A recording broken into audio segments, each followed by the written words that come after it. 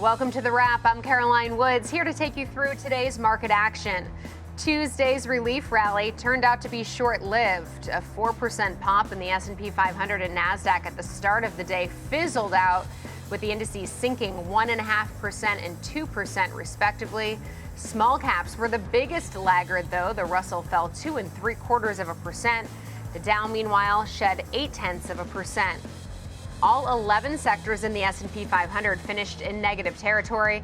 Materials lost 3%, while consumer discretionary closed down 2.5%. Tech, meanwhile, lost more than 2%. Developments around tariffs continued to drive trading action. The early day rally followed comments from Treasury Secretary Scott Bessent that upwards of 70 countries wanted to negotiate on tariffs. Bessent also added China's retaliatory actions were a big mistake. Around 1 p.m. Eastern, though, White House Press Secretary Caroline Leavitt confirmed that its 104% total tariff rate on China would go into effect just after midnight, which caused the markets to tumble.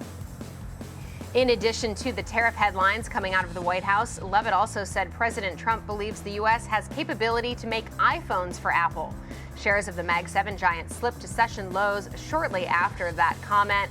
The move comes as the company reportedly considers plans to import more iPhones from India to avoid impacts of China's tariffs. Additionally, KeyBank's analyst cut its price target to $170 a share from $200 and kept an underweight rating on shares of Apple.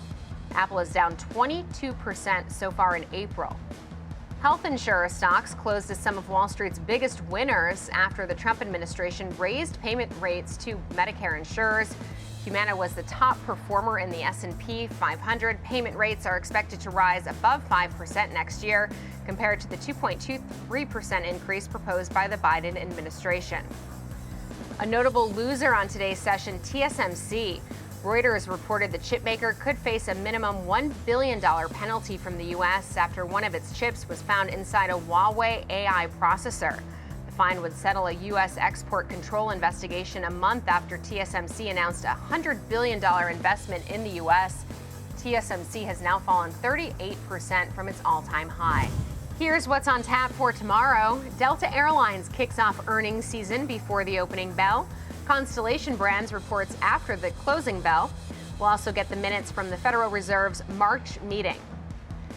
That'll do it for The Wrap. I'm Caroline Woods. Remember to tune in 24/7 to schwabnetwork.com.